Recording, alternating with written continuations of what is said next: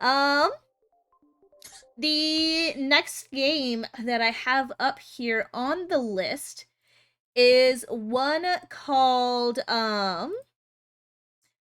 Heaven or Hell. Let me just go ahead and change the title stuff. But this is a game that I have been following on Twitter for a hot minute now. And they released their Kickstarter a while ago. And then I backed their Kickstarter. And here, I'll be able to give you guys like a full proper rundown. I'm just trying to get the social stuff taken care of because I'm going to be reposting every game that I start, which is going to be a pain in the ass for Twitter, but also possibly potentially helpful for me. Because I want people to come hang out and join us and have a great time.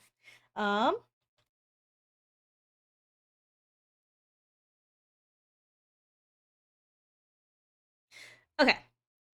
Copy this, post that on Twitter, go to B-Sky. Yes, leave. Not you guys. Okay. Get the fuck out! No. Do not do that. Yeah, I'm sorry, wifey. Okay, so this is just a demo. The full game is not done yet. I might be able to tell you when it'll be done if I pull up the Steam page. Because I want to do that anyway, so I can read to you guys what it's about.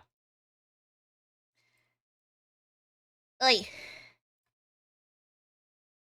Just a big ol' intermission as I get all of this figured out. Under Heaven or Hell. The demo is available on Steam right now, and I believe you can also snag it off of Itch.io. This is a game by Moonless Games. Estimated release date, 4th quarter of this year, so probably around winter. Under Heaven or Hell is a dark romance visual novel where love, danger, and temptation intertwine. Step into hell and navigate a world of deadly intrigues, alluring devils, and a mysterious angel. Each decision carries weight, shaping your fate, desire, and the hearts bound to it. So, in the game, you wake up in hell with no memory of how you got there and no clear way out. To return home, you have to survive the brutal politics of this realm and forge alliances with 2 dangerous devils and an enigmatic angel, each with their own secrets and temptations that may pull you closer. Will you escape with your soul intact, or will your path become forever tied to those who linger within the flames? Your choices will shape your fate, and perhaps the fate of hell itself. Let me turn the volume down, though. It's very loud. Okay. Oh,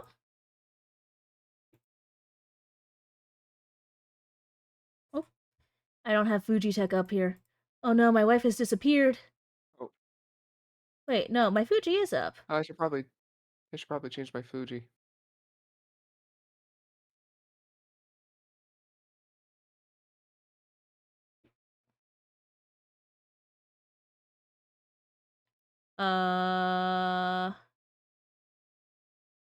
Okay, why on earth? Okay, wait, there. There she is! Hi. Okay. Oh my god. I'm a mess. And all over the place. Okay, Under Heaven or Hell. Game audio. Under Heaven or Hell demo. Switch over to VTube. And there we go. Everything is all right with the world once again. And that is quite the ominous music. I think this is technically a dark romance visual novel, so there might be some like questionable stuff here and there. I mean, we are dealing with angels and demons, and by far, as you can see, the biggest thing that caught my attention to this game beforehand is the art style, because look at the detailing in that. The shading, the colors, it just catches your eye. And then, of course, I being demonic angel Lily. Obviously, I gotta play a game with demons and angels, my own kind, my brethren. My brand. Your last two questions. Okay, so no, I have not 112% the game. That is like my last priority when it comes to playing games in terms of like completion. Like I'll do as much as I can as I play through it. But it does not take top priority. So in terms of like running through the game, when I say end, I mean like baseline story. So no, I have not 112%ed it. But okay.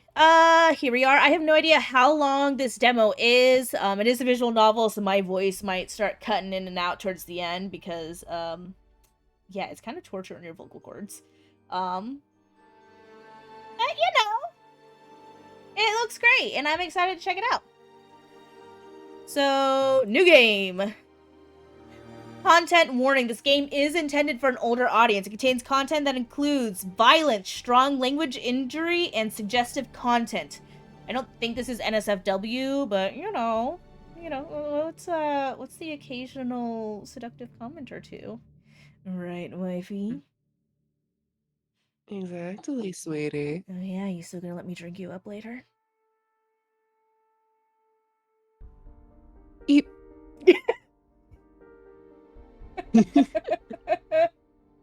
Ah. I hope you won't be live late for me when you do it. I don't know your time zone, but when it comes to Hollow Knight, I usually start at 3 p.m. Pacific Standard Time, on Saturdays. But that won't be until, like, next Saturday. Not next Saturday, but the Saturday after that. But player suggested discretion is advised.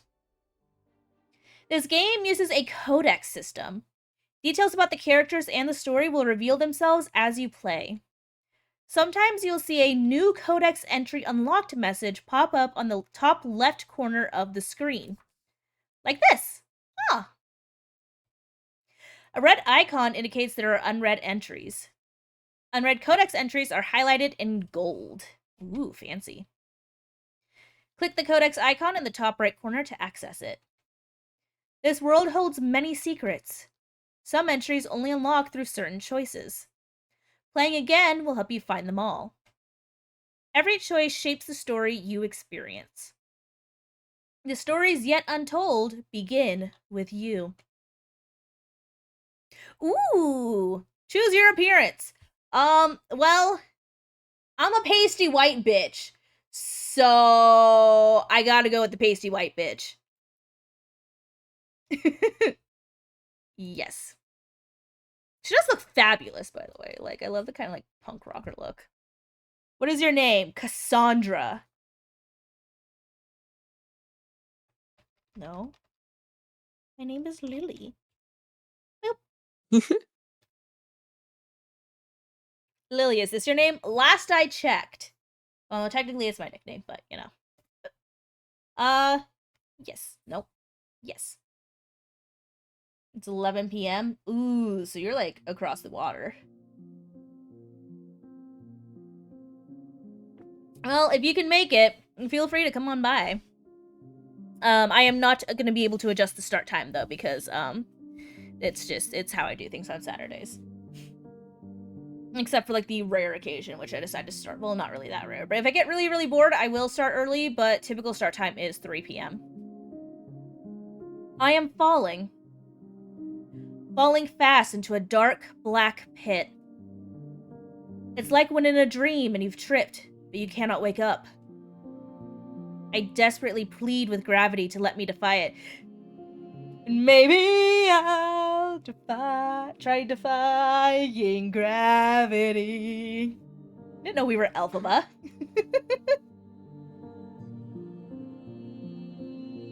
But I am only human. So I continue to fall. Then, suddenly, I feel the arms of another envelop around me. Ooh. Hello? Okay, the art style right there is fucking cool! Oh, that's nice. Right? That was awesome! The warmth of the sun. Oh, I thought it was a hot man. A flash of feathered white. Never mind, it's an angelic hot man. Possibly. I've only seen one angel man, so I'm assuming it's a man. No, they might be non-binary. Maybe they're gender fluid. I try to grasp it, but it slips away. And then, nothing. No sound. No weight. No breath. Nothing. No. Thing. And we did. Of course you don't have to change it. I'm just asking to know if you'll make it. So how late is it for you right now? It is currently 2:07 p.m. Ooh, hello? Okay, whoever did the art in this game, you are fucking incredible. This is gorgeous. The ground greets me like a hammer, knocking the breath from my lungs. A taste of ash seeps into my mouth, bitter and strange, dragging me back to consciousness. I open my eyes, every inch of my body aching with every breath I take. For a heartbeat, I just lie there, stunned, my pulse pounding loud in my ears, which is nice sound design, the fact that you can actually hear it, you know. I like these small little details. Satan! So you normally start an hour? Yes. Oh. Oh, no, this is not Satan. Satan's in my chat. Satan, it's your denizens! Yeah. What do you have missed? You missed Hamster Tag, and now we're starting a visual novel. Dust and debris cling to my skin, gritty and foreign against the ache in my muscles. Shadows twist unnaturally, flickering where no light should reach. High above, something stirs, a faint sound that might be steps, or nothing at all. I slowly sit up. The world seems like it's spinning. The air is heavy, almost viscous, pressing against my skin as if the world itself is holding its breath. This is some good imagery, too.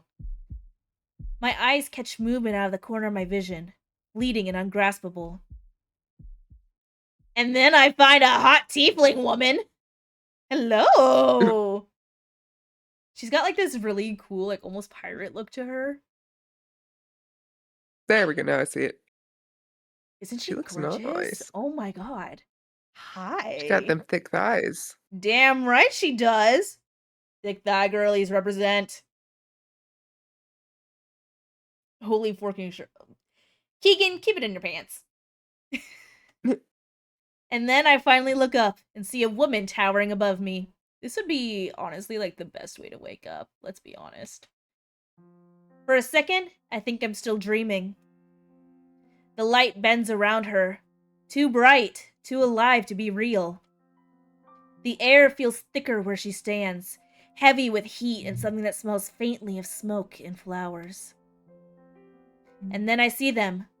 Horns curling elegantly from her head, a tail swaying lazily behind her. Wakey, wakey. Her voice cuts through the haze, smooth, teasing, laced with a confidence that makes my pulse stutter. I can use my voice for this! My mind trips over this. Avert your innocent. Sorry, I was just reading the chat. Avert your innocent eyes. This is way too dirty for you. Excuse you, Satan. Who are you to say what is and isn't too dirty for the likes of me? Come now. Let me have my fun. My mind trips over the sight, half in awe, half in disbelief. Who are you? Where am I? I'd like to know both, but first, I would love your name. Who are you? I freeze for a moment, caught off guard by the striking figure before me. Her presence is unlike anything I've ever seen. Who are you? My name is Azara, sweetie. Welcome to the hottest place of... Well, just the hottest place. Literally. She smirks and lets out a low, delighted chuckle. And you are? For a moment, my mind blanks, the heat pressing down on me until it's too hard to breathe. My head's still spinning from the fall, and every breath feels too hot, too thick. I'm Lily. Azara tilts her head, her eyes flicking over me with a glint of curiosity. Where am I? The strange surroundings press in, unfamiliar and unnerving. The air feels too hot, too heavy, curling around me like it wants to seep into my skin. A cold shiver runs down my spine despite the suffocating heat. Where am I? What the hell is this place? Well, it's hell! The horned woman smiles widely, revealing white, pointed teeth that gleam in the reddish glow. Oh my. Nice choice of words. You, my dear, are in fact in hell. Her voice drips with mischief, each word a playful secret she is eager to unveil. I try to get up, but my body feels like it is made of lead. I struggle to keep my balance. Hell is where the party is, damn right. Azara extends a hand, helping me up. Her skin is hot, almost feverish. Hey, easy there. You took quite the dive. I press a hand to my forehead. I feel like throwing up. I blink again, my eyes still adjusting to the heat. Wait, am I dead? Maybe. Possibly. You did fall from the sky, so odds aren't great, sweetie. Even though that usually isn't the way in. Azara looks at me, frowning. Her eyes study me with curiosity and what seems like a hint of amusement. What do you mean? What do you mean by that usually isn't the way in? Most souls pass through the veil. It's a transition. A process. You skipped the line, I guess. Skipped? Crash landed right into the pit, really. Very dramatic. New codex entry unlocked. The Veil. Codex. We got history. The Veil. The Veil. The Veil is a metaphysical barrier that separates the mortal world from other planes of existence. It is not a place in space, nor a moment in time, but a transitional force through which every soul must pass after death. The Veil serves as a natural filter. When a soul crosses it, it is weighed, not by an external judge, but by its own essence. Souls that are light, unburdened by corruption, are drawn upward towards the higher plane. There, they pass through a period of purification before returning to the cycle of reincarnation. Heavier souls of those who lived a wicked and unbalanced life are pulled down toward the lower realm, where the cycle no longer continues. The Veil is impartial. It does not think or judge. It reflects what already is. Ooh, okay. So it's got itself some unique world lore. I like that. I try to piece it together, but everything feels jagged, like a dream I can't wake up from. Yeah, that'll definitely land you in hell, Keegan. All the piracy. Though It's not being a pirate if everything, is. I said it the wrong way.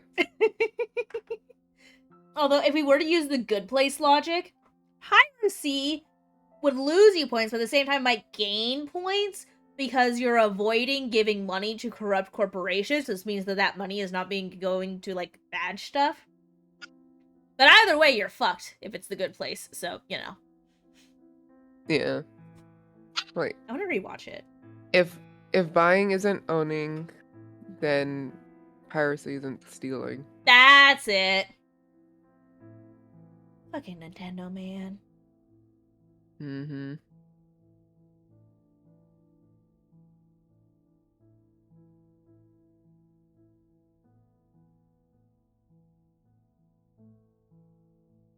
Okay.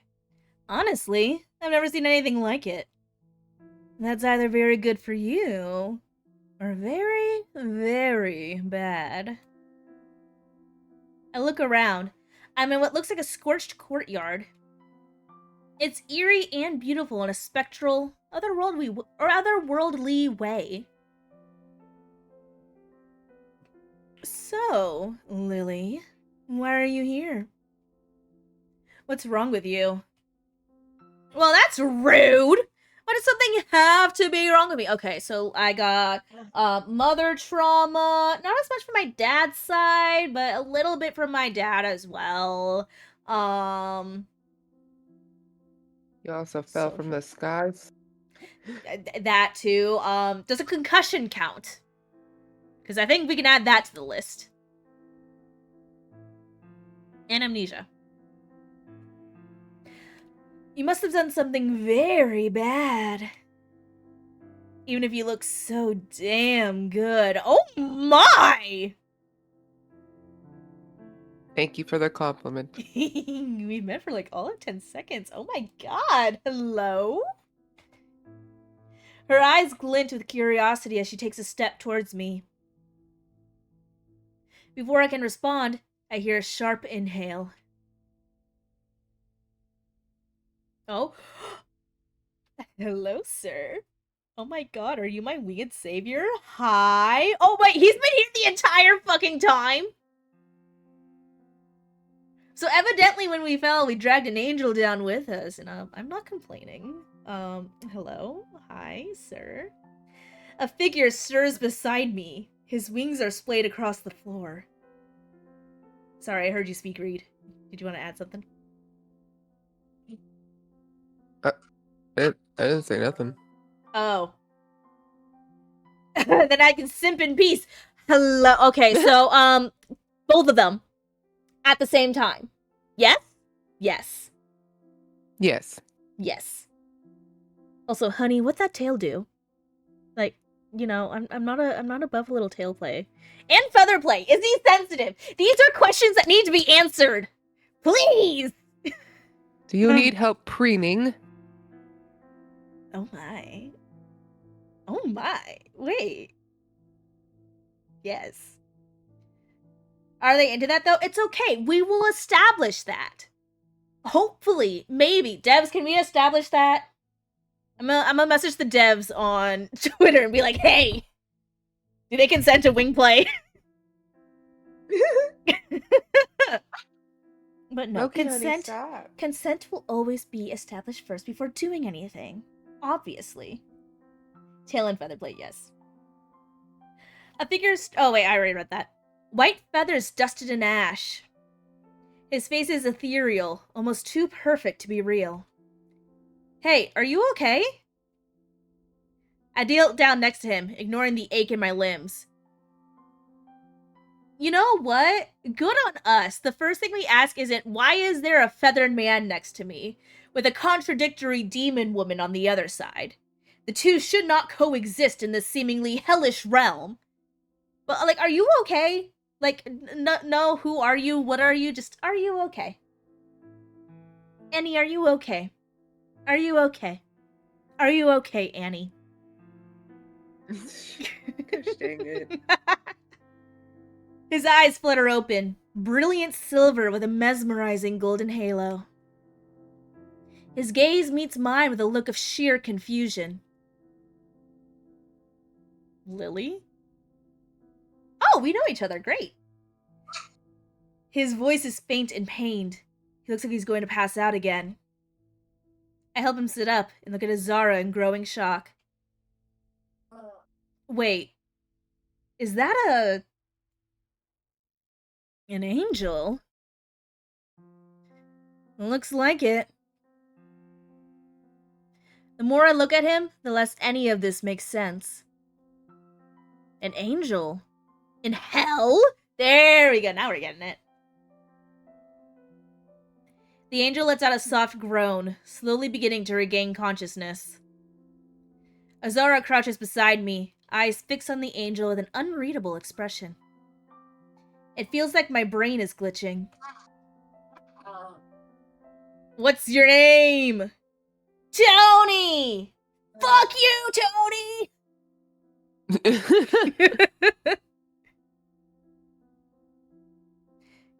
Calum. Oh, that's a nice name, he says in between sharp breaths. He stares at Azara, and then at me. Recognition flashing in his expression, but he says nothing. I offer him my hand. His touch is oddly cool compared to Azara's heat. Who is he? Just gonna talk about the man like he ain't even there. No idea. Well, there goes your ex's theory, Keegan. Why is there an angel here? My eyes find the angel's. He looks lost, caught between pain and confusion. Good question. That's what I'd like to know, too. He fell with you, so I'm assuming he is part of your baggage. When I glance back at Azara, I find her watching us, curious. But there's still that hint of amusement in her eyes. This is getting interesting. The angel blinks and slowly sits up, wincing. Where am I? Hell, welcome. Mind the heat. He winces again as he gets to his feet. He flinches for a moment before Azara's voice erupts again. All right, mystery mortal and angelic stowaway. We're heading somewhere a little less flammable. Follow me. Azara turns and begins to walk, her fiery silhouette swaying with grace. I love how this poor guy, he's like just now waking up, clearly in pain, has... Ooh, I don't think the game audio is being picked up as much as it should. He clearly has no idea what the hell is going on here. And she's just like, alright, come on, let's go, come on, get on your feet.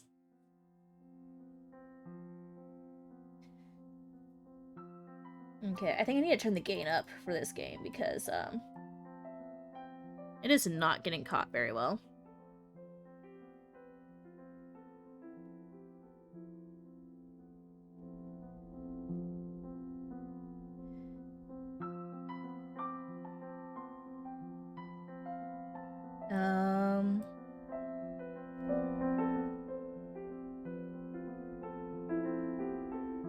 Okay, how does this sound? You guys hear it all right? Compared to me?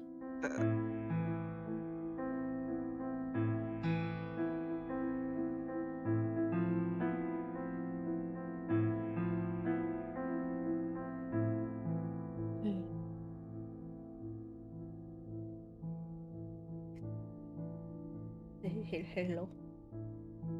Can you guys Hello? hear the game audio? Somebody? Yes. Anybody? Sweet.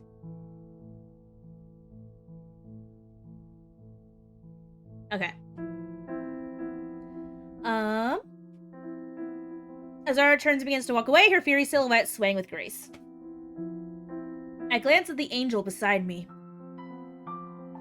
Whatever happens, don't leave my side. Bitch, I don't know you yet. You're very, very pretty. Don't get me wrong, but I also just don't know you. So apologies if I wander a little bit too far.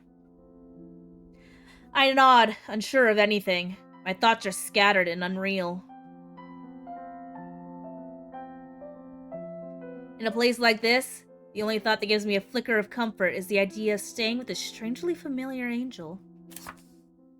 New codex entry unlocked, Azara. People. Azara. Pronouns, she, her, eyes, crimson, hair, red with gold highlights. Height, 167 centimeters. She is 5'6". She is... I am not going to admit how tall I am. Azara is a devil with a fiery charm and a razor-sharp tongue. She is the first face I saw when I woke up in hell.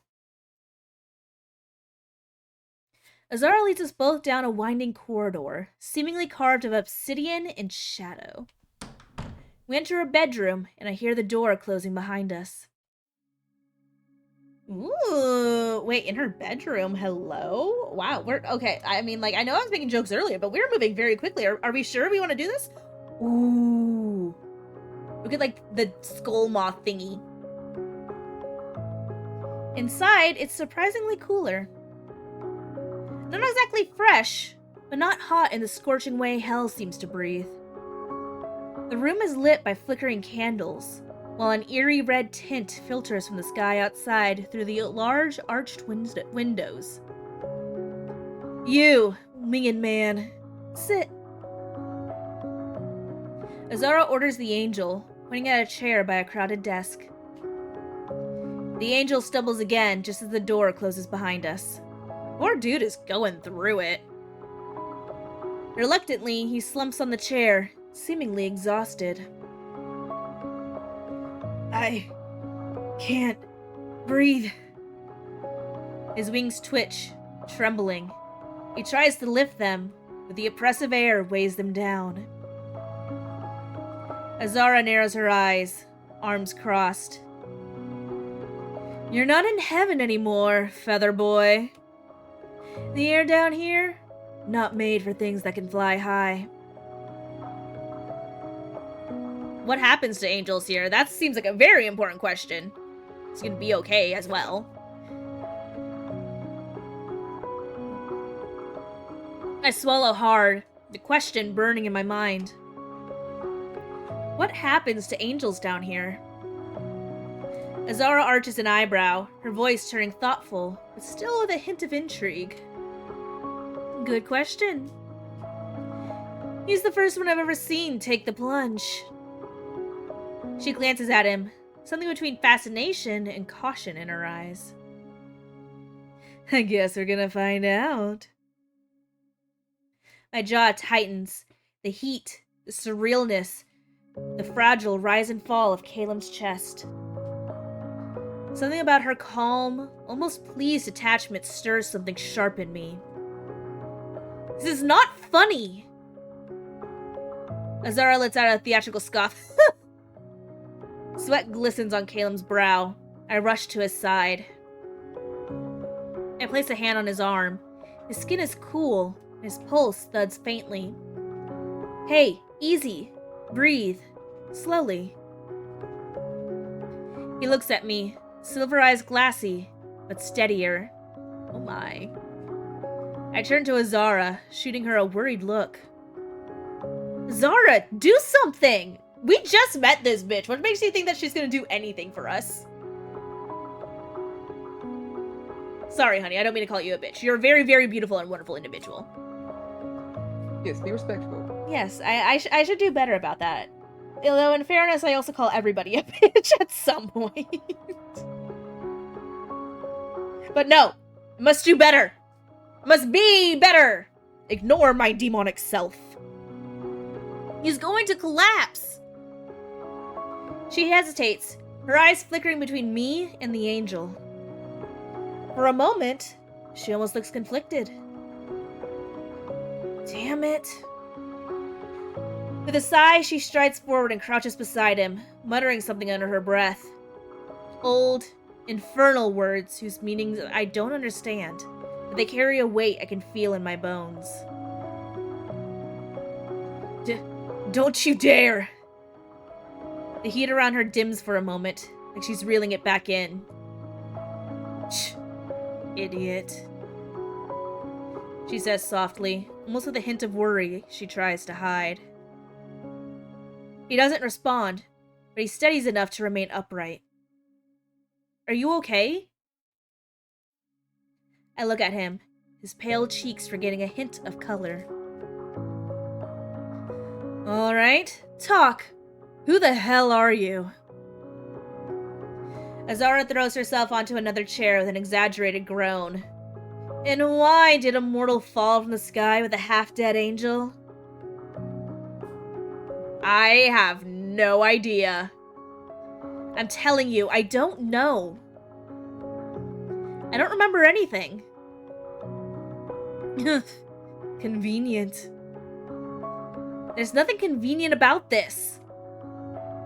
Well, isn't this just delightful? A soul from Earth with a hole in her memory.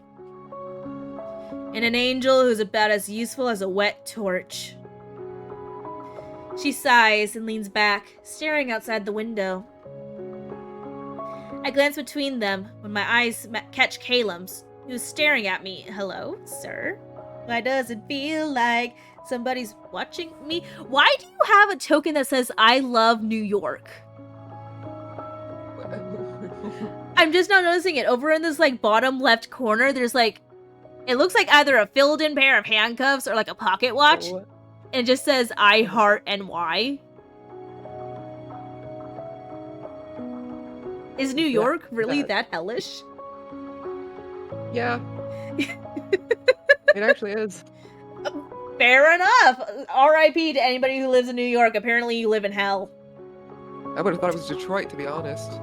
You know what? You ask somebody from New York, they're probably going to say New Jersey. Honestly, it's just the entire US at this point, let's be honest. Read this. His entire posture shifts with the weight of something heavy and ancient. You're not supposed to be here. Your soul.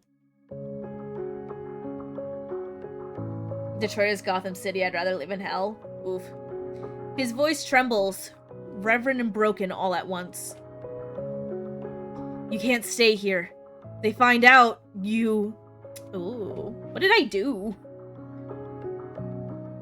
If they find both of you, we are all dead. Azara's expression darkens. Her jaw tightens with what looks like worry. You can't be here, Angel. She gets up and strides towards Caleb, an ancient fire burning in her eyes. Ooh, okay. Hot. I dig it. This wasn't the deal. What deal? Do you think I want to be here? Did I miss something? What deal are we talking about? Yeah. You broke the pact. Oh, I bet there's like some sort of angels don't go to hell, demons don't go to angel pact, and now like by being here he's broken it, and like, oh, I smell war. Listen, no, what pact? What the hell are you talking about? Azara lets out a grunt and turns to me. Her gaze sharpening like a blade. The pact. The one between angels and devils. Caleb pushes himself up from the chair with a pained groan. His eyes lock on Azara's. She doesn't have to know. I feel like I should know if I might die from this. I'm just saying, I think I should know. She is not supposed to. I'm also not supposed to be in hell, apparently. There's a lot of things that I'm not supposed to be doing here that I'm kind of already doing. Yeah. If you broke one rule, might as well break them all at this point. Right? See, even Azara acknowledges it. She's not supposed to be here. Neither are you. Yet, here we are. Azara grins as she sways her hand in a dramatic and elegant way. Once upon a time... Caleb takes a step forward, stronger now, steadier, moves between me and Azara. His wings low, tense. Stop at once, devil! I stare at him in silence for a moment. My blood simmers with rising anger. I want to know. It's knowledge no human is meant to possess. But I deserve to know. And I don't know if I would use the term deserve, but like, given the circumstances, I should realistically know. Azara lets out a low, amused chuckle. Caleb's eyes shift to mine, unreadable. She indeed deserves to know, Angel. There's no harm in a little history lesson. Caleb exhales and finally turns to face me fully. The Shattering. Ooh, the Shattering, okay. A war that tore the sacred plane apart. See, I called it. There's always a war. Split it into Yeah. War. Terrible war. Insert the Hunger Games. Split it into heaven and hell. He speaks the last word with quiet resistance, part disdain, part reverence. Since then, angels and demons, devils. Azara cuts in, calm but firm. She raises a brow, the correction like a dagger dipped in pride. Caleb gives her a tired glance, then sighs and looks back at me. Angels and devils have not met since then. Not in any world. We just exist, separately. No Azara shoots him a deadly look. No devil is allowed into heaven. And no angel is allowed into hell. New Codex entry unlocked, the Shattering. The Shattering was the divine war that broke the sacred realm and reshaped the cosmos. Once a realm of perfection and harmony, the Ever was torn apart by a brutal conflict among the Eternals. Oh! I didn't know this was part of the Marvel Cinematic Universe. Or, Marvel Comics. Hey. Ancient and divine beings who had guided the souls of the dead through purification and rebirth for eons. Some Eternals refused to share their realm with mortal souls, and fought to assert themselves as the only beings to inhabit the Ever, while others believed in their ancient role as protectors of balance and guides of the souls through purification and reincarnation.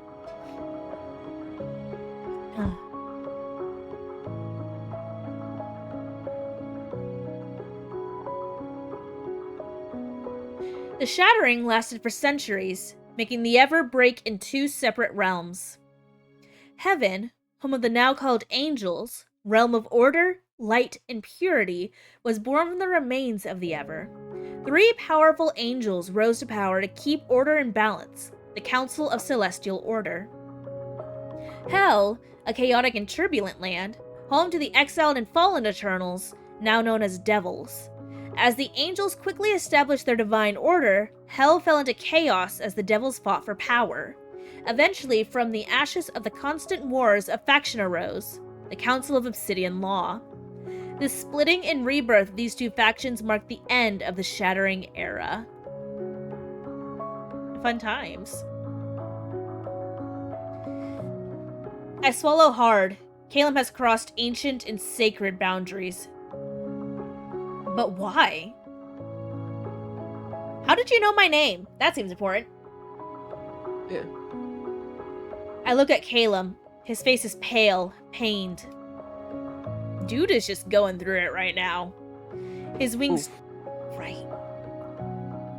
His wings twitch involuntarily.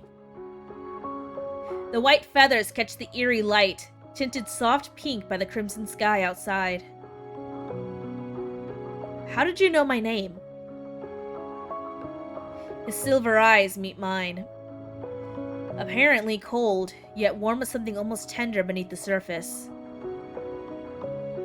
I knew your soul long before I knew your face. Ooh, that's a good line. Yeah. Alright, have a good day, Keegan. I am the angel appointed to you. Oh, he's my guardian angel. Appointed? His voice is quiet, almost a whisper. Each angel follows a soul through eternity. Like a guardian angel?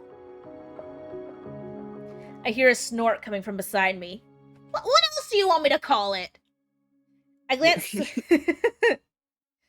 I glance sideways and see Azara smirking, her gaze shining in mischief. Guardian angel? Is this how mortals call you now? That's quite the downgrade. Caleb's jaw clenches, but he doesn't respond to her mockery. Oh, Caleb. People. Caleb. Pronouns he, him, eyes, gray with golden rings, hair black with silver strings, height 180 centimeters or 5'11". Caleb is an angel with a calm grace and a soothing presence. He has watched over me as my guardian angel since the beginning. He did not fall from grace, but willingly descended, following me into the depths of hell. That's romantic.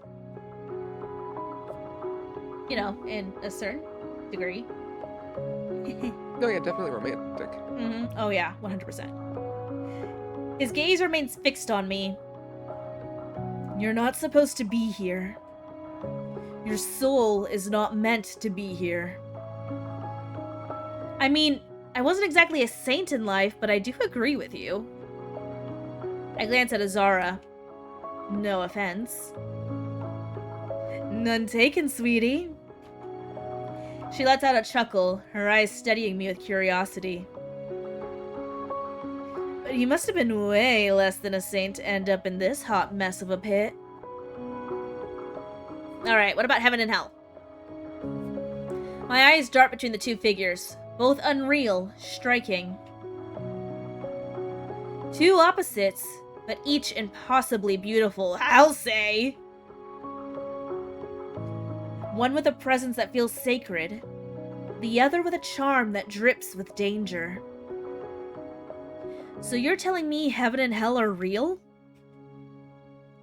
As real as it gets.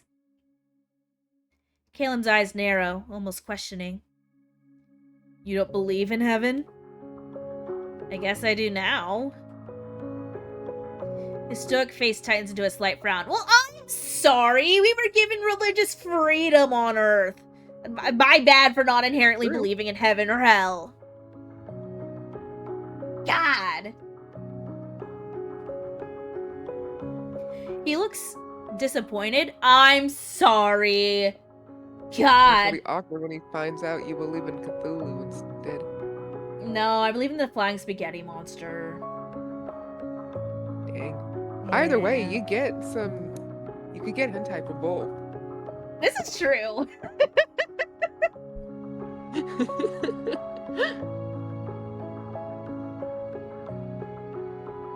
Oh, but God.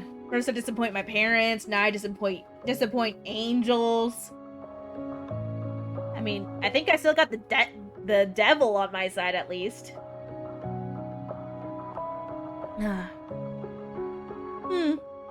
If you look close enough, you can see his holy heart breaking in slow motion. Oh, damn. I'm sorry, buddy. You should have thought of that. Or about, you know, the like hundreds of different religions we have. Man. The air around us seems to thicken, heavy with unspoken truths. Maybe this is why I'm here? Because I don't believe? Oh my god, it's gonna be like fucking Peter Pan. I do believe in fairies. Azara lets out a low, teasing laugh. If it were this simple, darling, we would be overcrowded in here. Oh. Before I can open my mouth, a sharp knock echoes through the room. The temperature seems to drop. Azara shoots a glare at the door and freezes. For the first time, she looks truly panicked. Shit. What's happening? Who is it? Before I can add anything, Azara pushes me inside her wardrobe and slams the door. A moment after, the room is filled with crushing pressure. Wait, what about the angel? I was pushed inside the closet, but is he just, like, left out there? The poor guy. Oof. He's gonna get turned into chicken tendies. No. Carefully, I part the door just a crack. my heartbeat thudding in my ears. Lady Illyria, Azara mutters under her breath.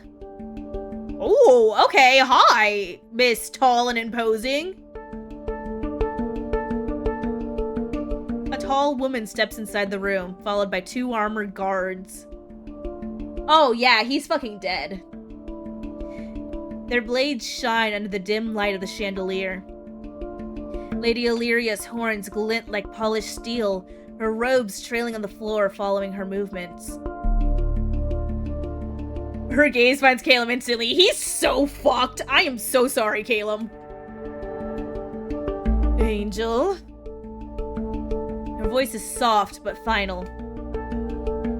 It's been a while. The tall woman watches Calum, her gaze as cold and sharp as a blade. What a surprise. Zara curses under her breath and takes a step back. Through a narrow gap, I see Calum's lips moving, but no sound reaches the air. Don't even bother. Illyria scoffs, clearly bored by his useless effort. Suddenly, chains burst from her fingers, lashing across the room like sentient fire. Oh shit. They slam into Calum, hitting his wings and limbs to the floor. Oh fuck. He groans, his feathers twitching, burning. You have broken the shattering pact, the sacred law, Angel. And by the law, you will face judgment. With the flick of her hand, she orders the guards, who instantly grab Calum, dragging him outside the room. As he is dragged away, his eyes find Azara's, pleading with her to help, but she is frozen. The woman turns her attention back to Azara. I am very disappointed in you, Azara. I didn't think your hatred for the council could come to this extreme. You will be judged too. Privilege won't pull you out of this one. Please remain within your lodging until further notice. Then she is gone. The door slams shut, rattling the entire room. A heavy silence crashes in like a wave. Azara stands still, shoulders rigid. Her hands clench and unclench. Then she turns to the wardrobe.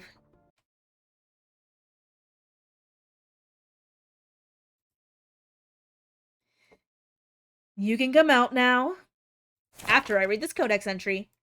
People. Calum.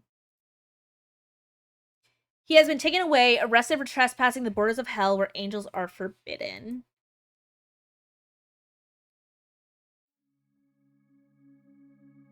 I step out slowly.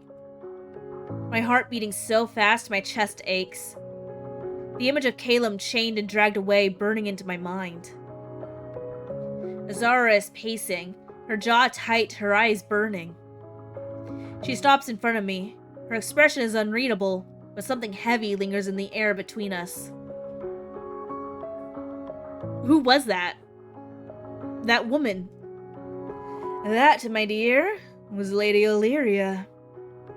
Also known as the Grand Inquisitor. Of course she's the Grand Inquisitor, god damn it. She is the General of the Abyssal Legion. And member of the Council. Basically, the biggest bitch in hell. Azara scoffs. The last words leave her mouth like a sharp blade that burned her tongue. Her stare turns cold as she slumps heavily onto the bed. Oop, no, new codex entry. People, Lady Illyria. Pronouns, whoops. Ooh, nope. Oh, god damn it. People, Lady Illyria.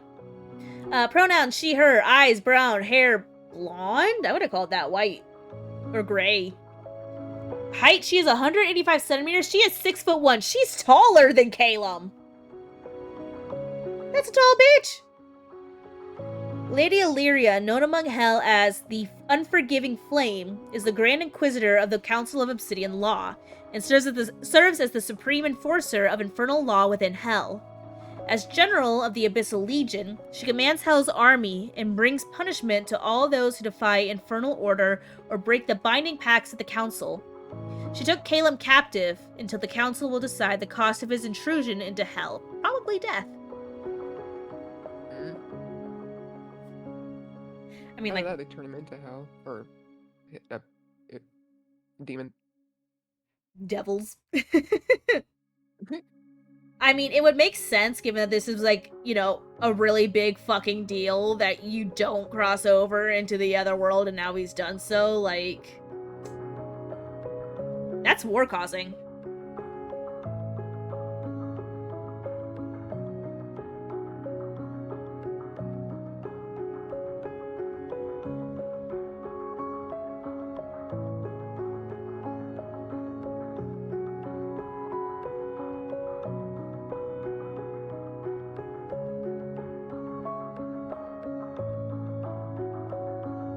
Her stare turns cold as she slumps heavily onto the bed. She's not good news. We have to get you out of here.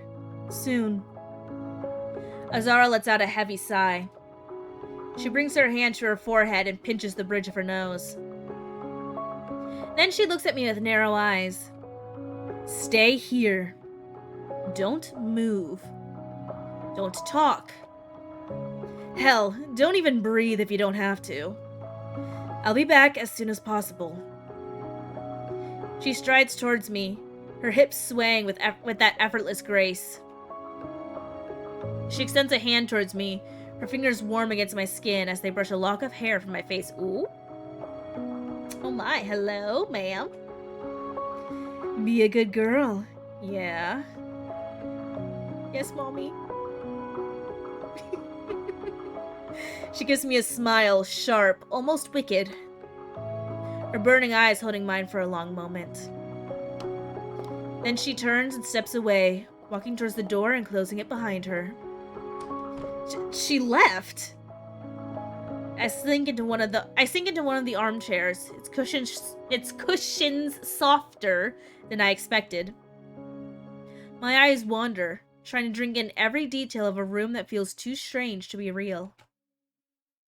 Above me, a chandelier flickers with candlelight, each flame curled in what looks like a nest of snakes wrought in iron. The crimson sky outside bleeds through the window, casting eerie shadows that make everything look as though it's smoldering. You know, I gotta say, compared to the rest of the room, her little desk here is very colorful. I like the It's got a lot of personality to it. Right? You have these, like, hanging roses here that looks like a skull just covered in flowers. You got Mothman, Slenderman's hybrid child. You got BFF bracelets right here. A star balloon. You got, like, random, whatchamacallits. Huh. Oh. I heard a tiny child. Oh. The crimson sky outside bleeds through the window, casting eerie shadows that makes everything look as... Oh, I already read that. I close my eyes, trying to hold on to some kind of calm. I can almost hear the slow tick of a clock, even if there isn't one here. I have no idea how long it's been since Azara left. Minutes? Hours? I push myself up with a scoff and stretch. It hits me now, just how much my limbs still ache from the fall. Did I really fall from the sky? Am I really dead? I have so many questions and no answers. Not yet. Snoop around! Yes! I'm gonna have to go now. Alrighty, well, thank you for hanging out with me, Reed. You're welcome, I'm happy to be here for you. Yeah! Bye. Bye! Loves you! Love you too. Alrighty.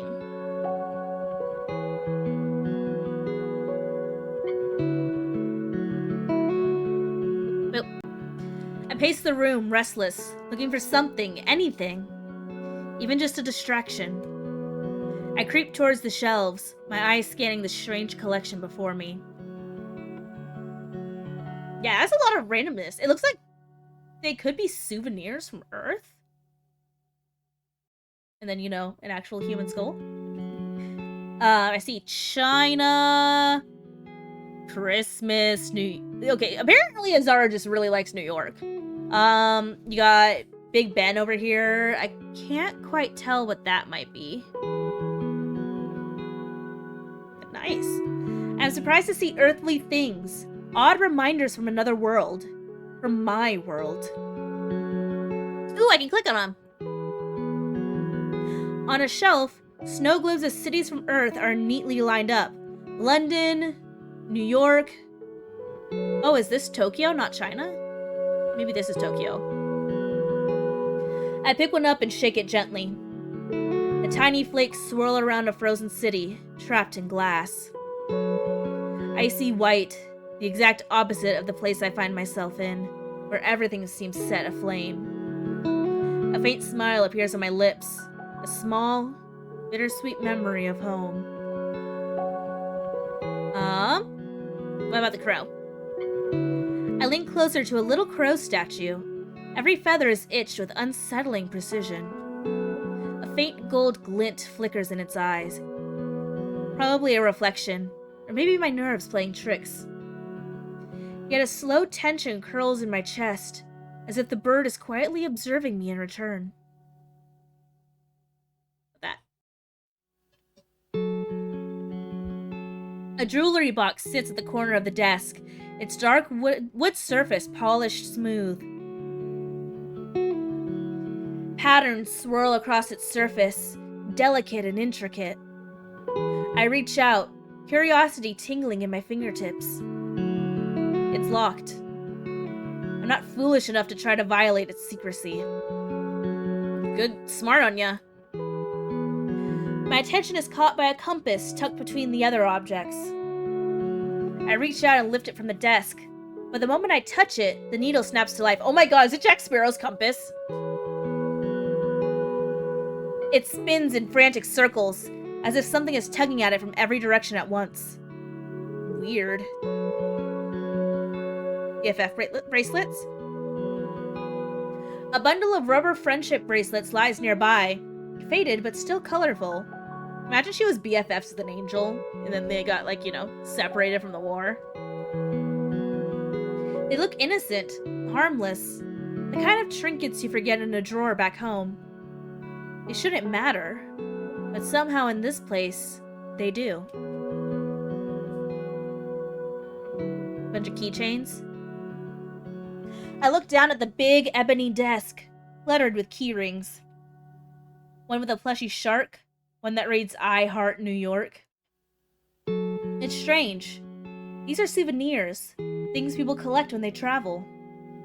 For a moment, I just stare, trying to make sense of the odd collection spread across the desk. Has Azara walked Earth's streets? Can devils roam where humans do? Can angels too? Can they really cross those boundaries? Oop, Codex entry updated Azara. She seems to have a fascination with Earth. Her room is scattered with trinkets and artifacts from the mortal world. Okay, and I'm guessing this only shows all of the ones in the demo. So it looks like we have a bunch of locations to find out about still, and then at least one more person. My thoughts spin in circles. I want to understand, but I'm missing pieces. Too many of them. I move away from the desk and walk towards a tall wardrobe, larger than any I've ever seen before. Its surface is carved with twisting snakes echoing the chandelier's ones. I open the door, and I am immediately met with a soft and sweet scent I recognize as Azara's. My fingers trail through the dresses, and I reach for a simple black one, its fabric swaying softly. Then I grab what looks like a cape with a hood. Horns. The ones I lack. Wearing this, maybe I won't stand out as much. Maybe it'll help me blend in, at least for now. Alright, to the window! That's a cool mirror.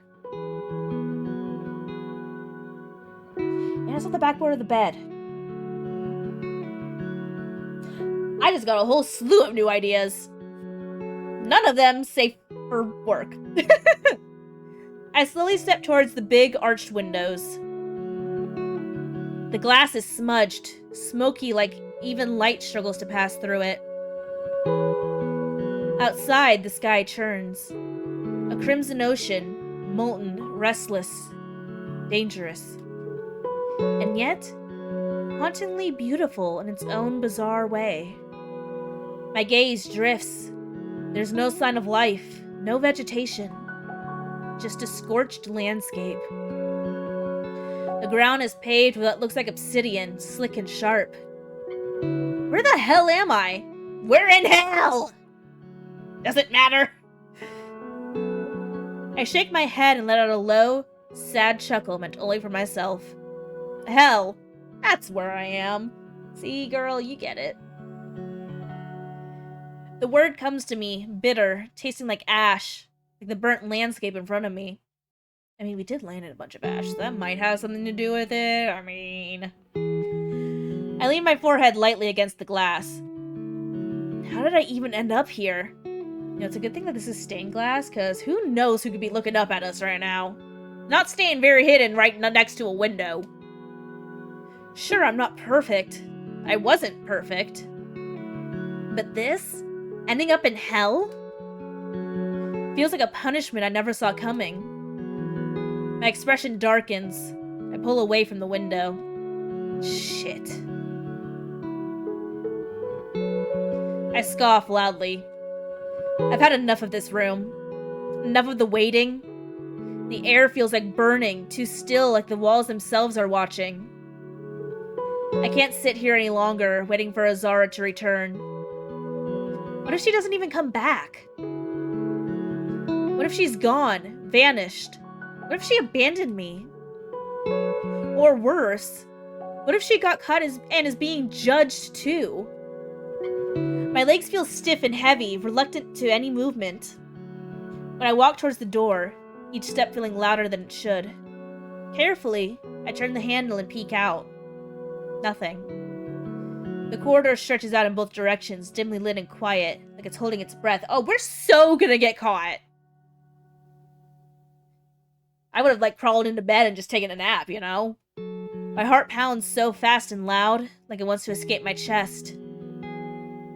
I slip through the doorway and quietly close the door behind me. Hopefully this dress will help me blend in. Oh! We just straight up stole her clothes. Cool. Hell yeah, this is a good game. Hello, happy birthday. Hi, Hepcat! So, full disclosure, it's not technically my birthday yet. My birthday is on Tuesday, but I will take it. How are you doing? Hope you're doing well. Hopefully no one will look too closely. I start walking, one step after the other, into the silence. Another thing about it, I should probably, like, change up my title a little bit, just to make sure that it's, like, I don't know, representative of the fact that it's not quite my birthday yet. Close enough, doing alright, thanks. Yeah!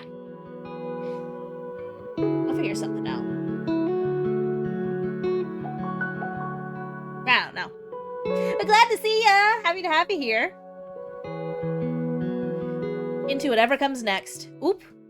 New codex entry unlocked, Azara's room. Okay, locations, room. Azara's room is tucked deep within the palace halls. Oh, we're in the palace. She's a bougie bitch. A place of strange contrast. An iron chandelier hangs above, its candle flames cradled in twisted nests of snakes. Through tall windows, the crimson sky bleeds into the room, casting smoldering shadows across the walls and floor. A desk of polished ebony is cluttered with earthly souvenirs, traces of another world. They hint at a fascination with a world far from her own.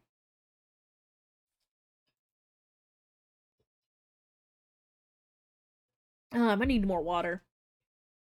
I know, like, the third game that I have for today is also a visual novel, so it's gonna be doing a lot of talking. Ooh! Ooh! Oh, I love how they get, like, colored in as I go over them. Okay, so I'm guessing... Yeah, that's Azara's room, I'm guessing. Or no, these are all places I just can't go yet. And these must be the other 3 locations that are in the codex. Let's go to this courtyard. This looks very pretty. I like it. Ooh! We got an angel devil motif! I love it! I love duality! Give me more of this! Yee! But also, just in general, all the coloring, it's not like just red and black. You got like actual colors here. Hell isn't just hell! It's pretty!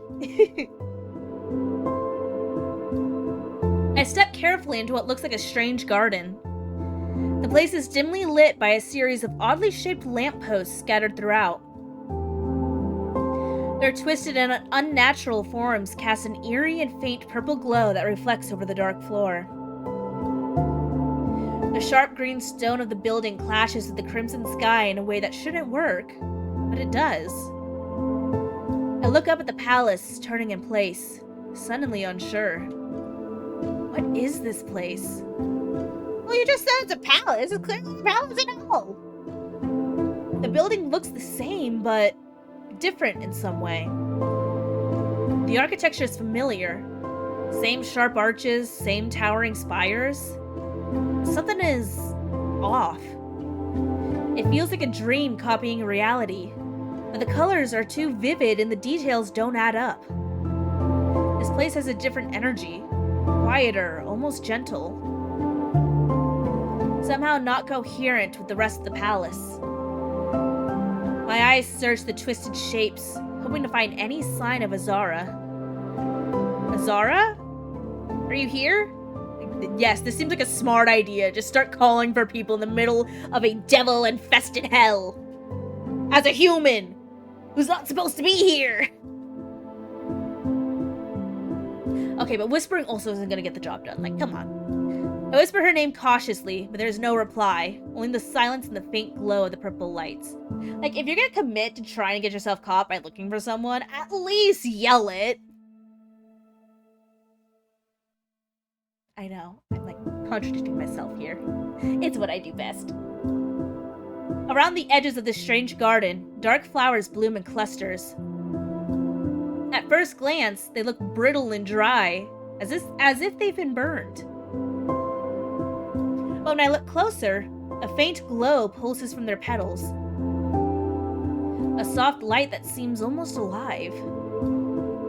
My eyes are then drawn upwards to a floating staircase hovering at the garden's far edge. It spirals upwards into the unknown, like defying gravity. Maybe I'll try defying gravity. Yes, I'll make that joke twice. Suffer with me.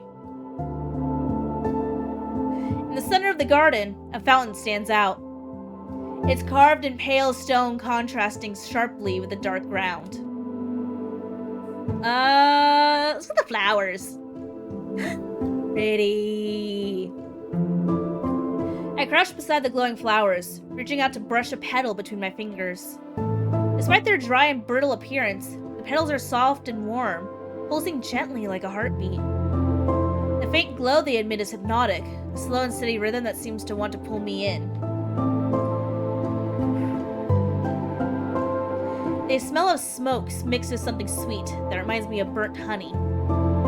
How do these flowers survive here, in the heat and fire of hell? Even here, in this place of punishment and flames, life insists on existing, no matter how fragile. Their soft glow feels like a quiet act of rebellion, a reminder that even in darkness, something can endure and thrive. Right, fountain.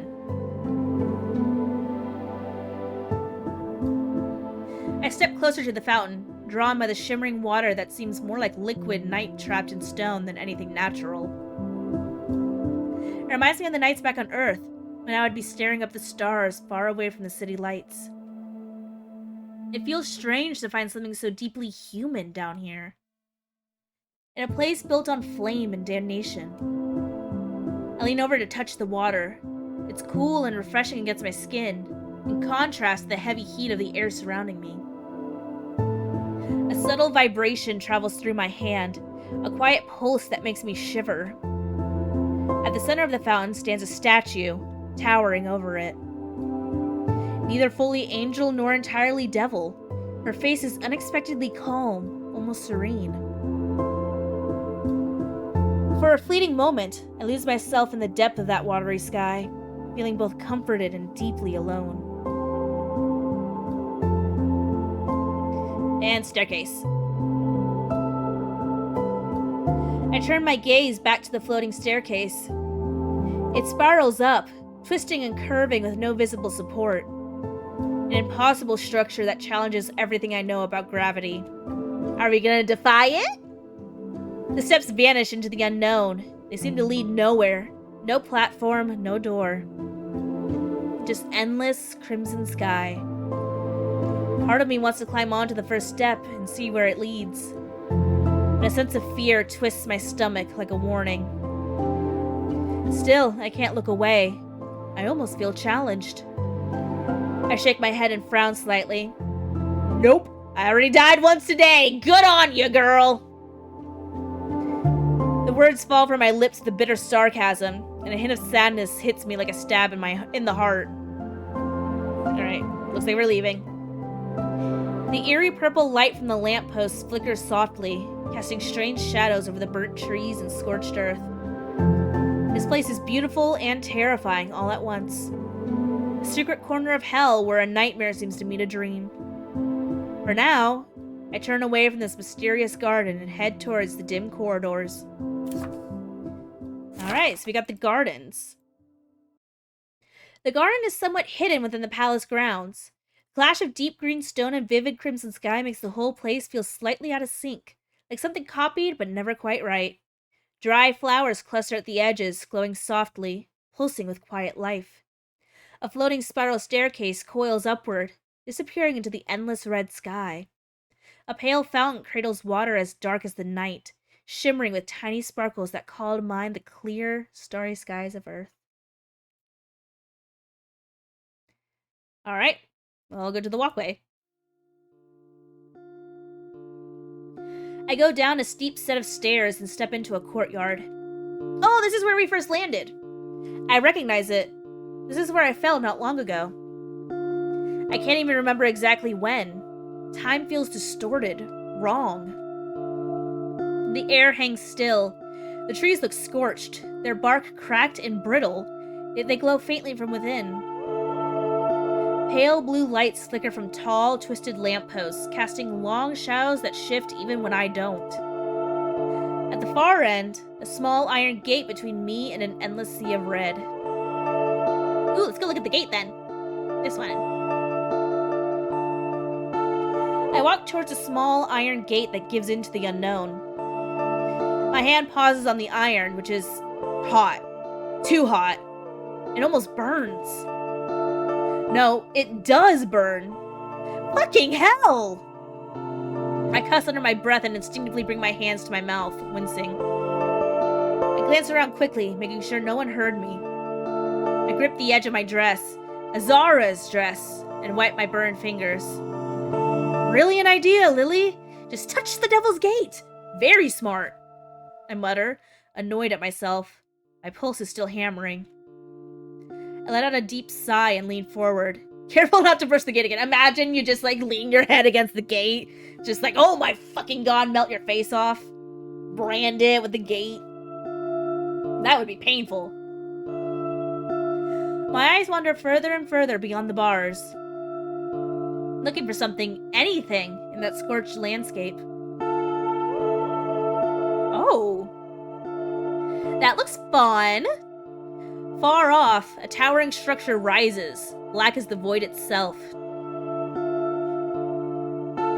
Its spires twisted and sharp, casting long, crooked shadows.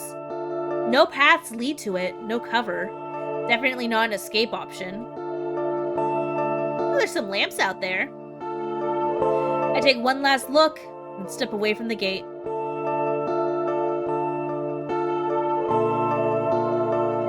Just look at the lights. Look at the pretty lights. I step closer to the strange, naughty lamppost. Naughty, naughty. It hums with a faint azure glow, a relief for my eyes after all that relentless red surrounding me. The closer I get to it, the cooler the air feels, like if the light itself is breathing fresh air. Curious, I reach out and let my fingertips brush against it. It's cool to the touch, calming. I press my palm to it fully. It pulses like it's alive. Why does everything here feel both so dead and so impossibly alive? I don't even get a full second to enjoy that breath of fresh calm as something jerks inside the light. Oh, it's alive! I lean forward, my eyes narrowing. Shapes flicker inside the glass, darting in frantic, chaotic spirals. Are those fish? Ooh! Fishy, glowing water orbs! I love it. I tap the glass gently. When I look closer, when I really look, the forms begin to take shape. Translucent, ghostly figures with faint, flickering outlines. Oh no, it's just ghosts. They move like desperate swimmers caught in an endless current, twisting and turning with no rest. Do they use the souls of the dam as their lights? That's kind of metal. Their faces are blurred, expressions empty and lost, but the pain and struggle in their movements are unmistakable. Not fish. Souls! Oh! I would love to have a soul lamp, I'm just saying. I almost shout as I stumble back, losing my balance, nearly falling. But I catch the wall just in time. I scan the garden. Lampposts like this one are scattered everywhere. Does every single one of them hold souls inside? Probably. Are the souls themselves the source of the light? Is this one of hell's forms of punishment? My stomach twists, sickening and sharp. I press a hand to my forehead and try to push the thought from my mind. And the trees. My eyes land on the trees. They're strange, dry, skeletal things with no leaves and no sign of life. Except, they glow. A soft, golden light pulses just beneath the charred bark, like embers refusing to die out. The roots don't sink into the earth. Instead, they crack through the stone, twisting unnaturally. I crouch down, brushing my fingers along one of the roots. It's warm. Everything is warm here. The air, the walls, even the floor under my feet. I stay there for a moment, fingers resting on the root. It hums under my skin, soft, steady, ancient. The glow makes it look less dead. Maybe that's just what hell does. It makes you look twice. Doubt what you see. Forget what life feels like. I let my hand fall away. I step back slowly. And time to go. My gaze sweeps the courtyard. No sign of Azara. Just me and a bunch of dead things pretending to be alive. I let out a slow breath and start walking again. One foot in front of the other, leaving the courtyard behind. Not because I know where I'm going, but because the moment I stop, the fear catches up. I can't afford that luxury. Alright. Courtyard. The courtyard sits within the palace grounds, the place where everything began, where I first opened my eyes after the fall and met Azara and Calum. A strange space where life and death seem to blur. Skeletal scorched trees glow faintly, their roots breaking through stone instead of soil. Pale blue lamps hum softly, each holding drifting souls, circling in an endless cycle. At its farthest edge, an iron gate stands open to a red sea of dust and crooked shadows. Feels like the end of the road. Alright, last place. Ooh. Ooh. Okay, not gonna lie, that's kind of giving like the mask that you get in the Skyrim DLC. You gotta like get the dragon priests and put their masks on the fucking statues. What is that thing? It's like oddly... Oh, wait, no, it's a candle. Like that part right there looks oddly more rendered than the rest of it. Like it's really, really bright compared to everything else. Interesting. Yeah, same with this one here, too. Huh.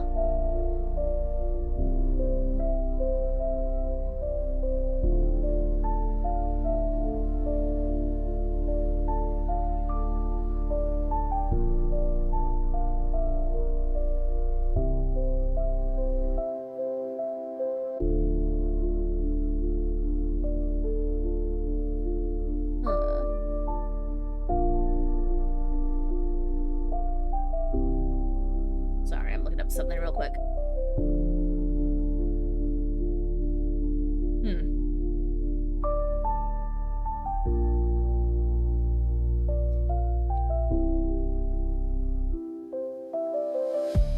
Okay.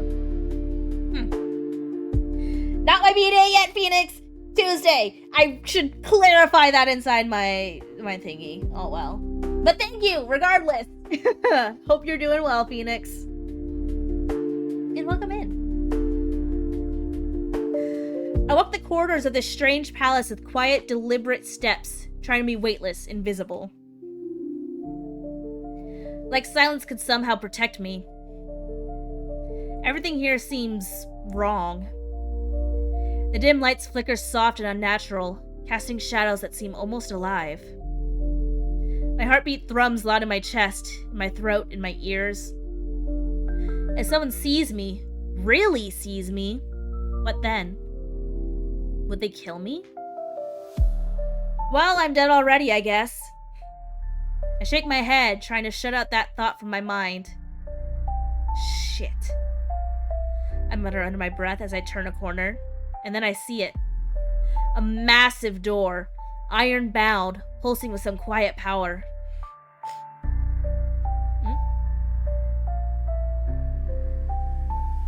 No, yeah. You're well? I'm glad you're well.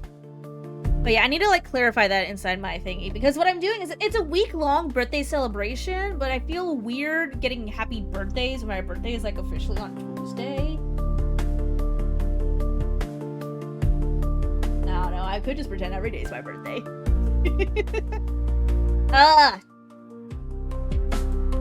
But yeah. I'm glad you're well. It's good to have you here. Two guards stand before it, hands on the hilt of their swords, eyes forward, faces unreadable. They almost look like statues, until one moves. His head turns. His eyes longing with mine. Oh shit, time to go. Merry Christmas! Happy New Year, y'all! My breath catches. Okay, this is it. This is the end. What are you doing here, miss? I'm just gonna turn around and go. Instinct kicks in before thought. I spit on my heel. I don't know where I'm going. I just know I need to get away from here. Be somewhere else. My heart slams against my ribs like it's trying to break free. But then... Stop! It's not loud, it's not sharp. Oh. I said that a little bit too loud and sharp. But it's commanding in a way that makes my whole body lock in place. My legs freeze mid-step. Is this gonna be our third character? Well, fourth technically, but like third, I think technically romanceable. I feel the gaze of the guard burning into my back. I slowly turn, forcing what I hope is a neutral expression. Oh, they're cute! Hi! Hey. He strolls closer, lazily. Oh my god, hi. Hello? Excuse me? His gaze lands on me, pinning me in place. Okay, wait, hold up. Is there a way for me to get rid of this text box? Because look at those fingers there! The way they're outstretched and curved, like... Hi, Kin! Birthday's on Tuesday! I'm so sorry for the confusion, but thank you! Hi! Welcome in! I'm just gonna be simping here. Haven't seen you around here before. H key. Thank you, Hepcat. Okay. Fuck my wings. Look at those fingers. Look at the way they are outstretched and curve, like, oh,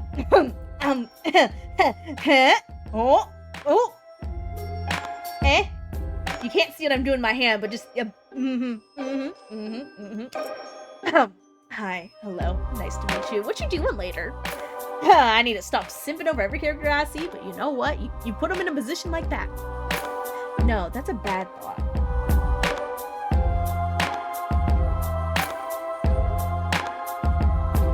Stop making them so hot! That's also a bad thought. I don't know, what's a good thought to have these days when it comes to simping? How are you, Lils? I'm doing great. I'm having a good time playing games and enjoying things. How are you, kitten? His tone is low, confident. Too confident. That's good, same? Hell yeah. Like a cat spotting a bird with a broken wing. Yeah, first day. Still figuring out the layout. I forced my tone to sound casual and unbothered. Is that so? He smiles slyly, a hint of something dangerous behind it. I could give you the grand tour, you know. Show you the finer sights at the palace. Like my room. Hey, yo, yes, please, come on, let's go! Let's do it! This is actually becoming a Smash game. Like, oh my, nope, yep, okay, we're cool. You hang out with friends in a VC playing Minecraft, etc. Fuck yeah! That sounds like a great day. I still need to get Minecraft, god damn it. His smirk is pure ego. His stare lingers on me like I've just become the most interesting thing in the room. You have bedrock? Oh,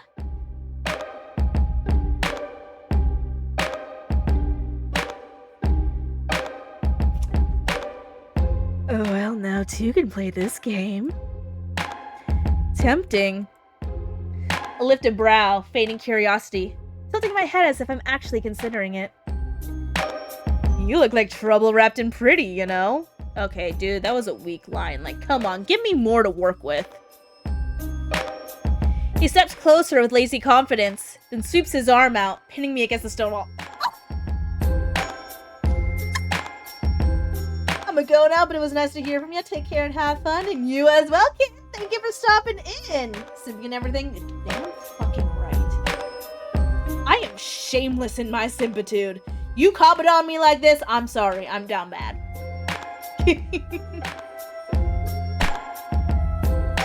A teasing smile curls his lips. His other hand lingers on his sword's hilt, ready but relaxed. I mean, I'm not saying the sword can't join us. I swallow hard, trying to keep my cool, though I feel a drop of sweat trickle down my spine. I have to keep up appearances. I smile, pretending I'm unafraid, but my eyes flicker instinctively to the sword at his side. Besides, I don't scare easily. His grin widens, eyes gleaming. Good. I love a good challenge. He leans in just enough to make it hard to breathe, his voice dipping low. So what should I call you? Trouble? Dude's kind of corny though. His eyes scan my face, lazy and deliberate, like he's savoring the game. We're playing along. Trouble works. I force a smile, shrugging. His eyes sparkle with amusement. You're enjoying this, ain't ya? Damn fucking right I am. I meet his gaze, matching his grin with a smirk of my own. Maybe a little. He chuckles softly, clearly entertained. Well, Trouble, I gotta say, you're full of surprises. He taps the hilt of his sword playfully with his fingers. His eyes drag over me, slow and steady, like he's memorizing a path that he fully intends to walk. Okay, I do need to make one comment real quick. The game is good, and I'm enjoying the descriptors, but I have to say that they're using the same techniques a little bit too much. And it's starting to irk me just a little bit. Just a small writing critique. there's a lot of repetition when it's using this, like, an action, a blank and blank followed by like is being used a lot. There's a little bit too much simile and metaphor in this kind of style that's being used a little bit too often, that it's getting to be a little much. Just a tiny little critique. If some of these parts are, like, rewritten a little bit, his eyes drag over me slow and steady is perfectly fine on its own. Just my personal opinion, and just, you know, yeah. Like, it's just not bad. It's just, you know, I'm trying to be really nice about this. Oh, his name is Zane! Zane! A voice erupts behind us. The guard scoffs, rolling his eyes. He releases me, stepping back and straightening his posture. Duty calls. He winks before slipping back to his guard post. See you around, trouble. A flush of relief rushes through me, my heart pounding loud in my ears. I watch as he turns and strides back to his post, his smug grin still tugging at the corner of his mouth. I have to get out of here. Soon. Codex entry. Locations, corridors. Long corridors stretch the palace like a labyrinth of shadows. Tall, arched windows pour in deep red light from the sky outside, painting everything in a soft, eerie glow. Statues of strange, unsettling shapes in the walls, their stone eyes always watching. Some parts of the palace are more heavily guarded, with soldiers stationed at quiet intersections. I look around, still trying to digest the bizarre palace I found myself in. I've been wandering for what feels like hours. I'm starting to feel the frustration sinking deep, heavy in my bones. See, it does it again right here, where it goes, something, something, then it's like blank, comma, blank in my bones as a descriptor. Let's see. Starting to feel the frustration sinking deep and heavy in my bones. It was perfectly fine on its own, or even just, like, using one of them. Like, I'm starting to feel the heavy frustration, feeling heavy frustration in my bones. Or I feel the frustration sinking heavy and deep in my bones. Just, like, something like that. Just kind of, like, mix it up a little bit so it doesn't feel as constant and repetitive. People, Zane, he, him, Violet, hair, pink, 175, he's still 5'9". Everybody's super tall here. Zane is a guard I met in the palace halls, quick with a grin and quicker with a comeback. I didn't give him my real name and told him to call me Trouble instead. He liked that. Maybe I did too.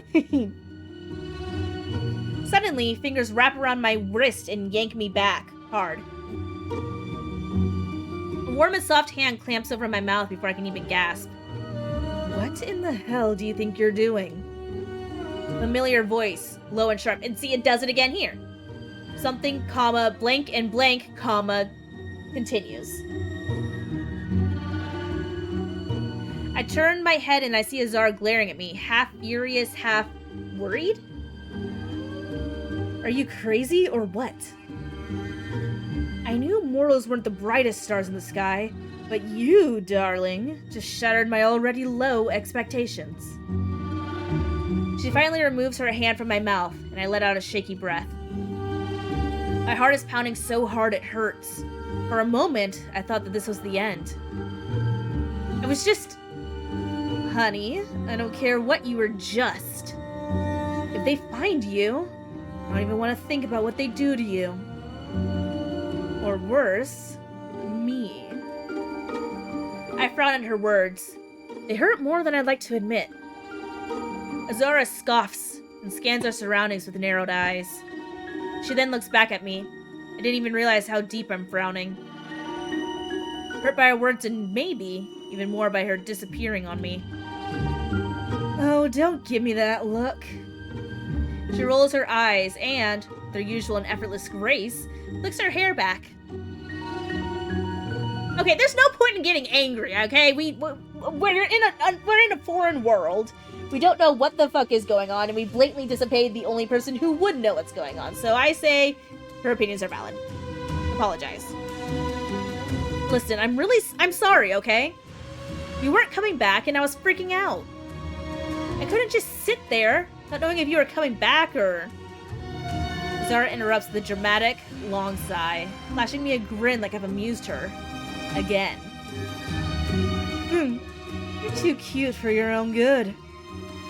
She smirks, revealing that perfect, unnervingly sharp smile. Somehow, the fangs only add to her charm.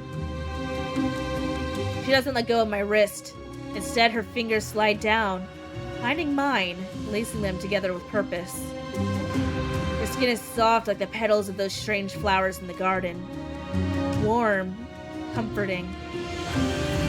It shouldn't feel safe, and yet, it does. I found your little pigeon friend. Oh, the angel Caleb. She lowers her voice to an almost intimate whisper. Follow me, but be quiet. I'd hate for someone to take away my new toy before I'm done playing with it. She says in that usual tone, mocking, amused, and just a little dangerous. And I hate how her words make something twist in my stomach. I feel annoyed, and yet somehow flattered. Before I can react or say something, she gently tugs my hand, pulling me with her. There's no room for argument in the way she moves. Confident, fluid, like she owns every inch of this place. Maybe she does. We slip out into the hallway. The flickering lights make Azara's eyes glow in a hypnotic way. She doesn't look back. She doesn't have to. She just walks. Shh. Be quiet, Azara says as she approaches a tall window carved into the dark stone. She lifts a hand, her fingers waving, inviting me closer. I step carefully to her side. It takes a moment for my eyes to adjust to the darkness of the room. The gap in the window is just wide enough to let voices bleed through, distorted but clear. The air around us feels somehow colder, yet heavy.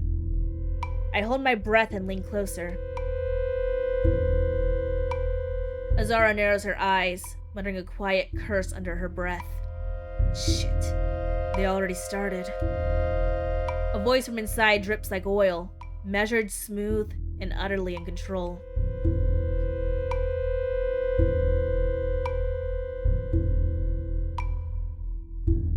Satan, is that you? Because I know you're just a shadow right now, but holy fuck! You angels always speak in absolutes. Honor. Duty. Sacrifice. Each word is delivered like a sentence, deliberate and cold. You broke the law written in flame and sealed in blood. Cooperate. You'll get something rare in this place. Mercy. Then I hear it. Caleb's voice, worn but unshaken. Mercy given by evil is just another chain. The figure inside doesn't raise their voice. They don't need to. Hell doesn't punish lies, Caleb. It reflects them. And I wonder, when the mirror turns, what is it you fear seeing? Silence stretches so sharp I can hear my own heartbeat hammering in my chest. I don't even realize I'm trembling until I see my fingers twitch. I fear nothing that reflects the truth.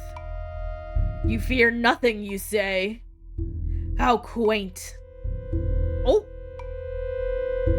Oh, not the evil smile. Then you'll enjoy what comes next. Beside me, Azara's grip tightens around my hand. Her nails dig in so hard they nearly make me bleed.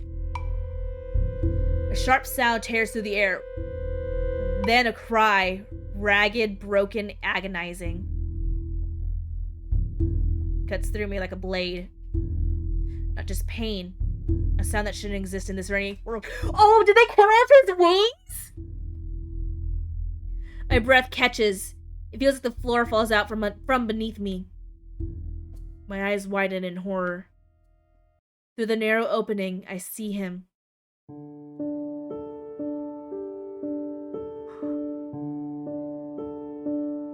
Oh, my poor angel baby! Caleb collapsed, unmoving. Blood pooling beneath him in slow spreading waves. His wings, so perfect and sacred, lie severed beside him. Okay, those like little bits of animation are like really fucking cool. Stained in deep crimson. His blood seeps between the cracks in the stone, like the room itself is trying to drink him in. The faint flicker of torchlight casts shadows across his pale skin. He doesn't move. I press my hand against the window, wishing I could break through the barrier and be at his side. But I am nothing but a silent witness, powerless in the face of his suffering. My chest aches. Tears sting at the corners of my eyes, burning hot. Before I can make a sound, Azara presses her hand over my mouth. Her eyes don't meet mine. Her gaze stays fixed ahead. Her jaw locked tight, a slight tremor in her hand betraying her calm. My heart is like actually aching right now. Poor Calum. Her grip on my wrist hardens. We need to move.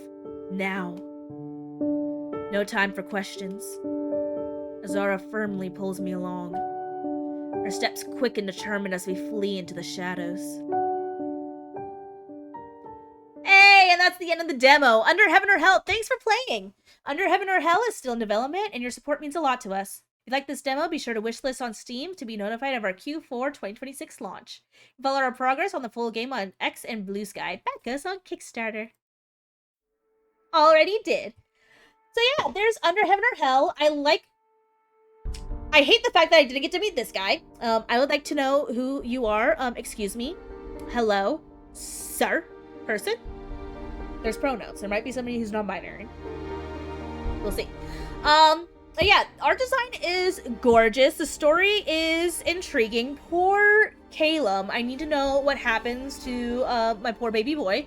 My only complaint is the writing. Like, I love the amount of detail that they're trying to weave in here. It's just being done in a way that's really, really repetitive. I think that a lot of these could easily be separated out into like 2 different sentences, right? And it just needs to be mixed up a little bit instead of like something, comma, blank and blank, comma, continue onwards. And then like the other one I pointed out, I'm really bad at like remembering stuff off the top of my head. But take some of that and like write out exactly what it is, and then if you want to add in a metaphor or a simile, put it in a secondary sentence. Get playful and creative like with it, because it's just it's a little much right now. That's my only real big critique. Other than that, I'm really excited to see what the final product looks like. Again, it's absolutely stunning and gorgeous. I am intrigued.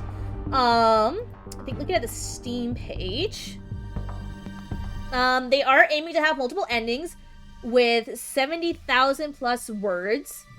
I think that puts it as actually like one of the shorter visual novels I've played. I've played some of the really, really long ones though. Let's see, multiple love interests. There will be an infinity system for unique scenes and CGs. There's the Codex Gallery interactive map, which I do enjoy. And interactive scenes. I like having like interactive portions within visual novels because it just helps kind of keep my brain locked in a little bit more. But yeah, there's that for you guys. I cannot wait to see where this ends up going. But now for our next game. I'm gonna want to take a bathroom and water break real quick though.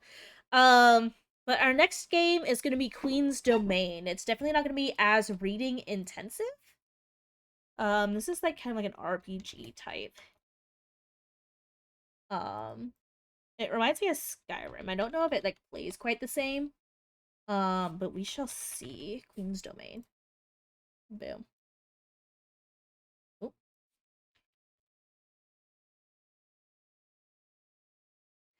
Alrighty. Now I'm gonna go use the bathroom and get some water real quick. Y'all should do the same if you so wish and desire. But yeah, I will be right back, y'all.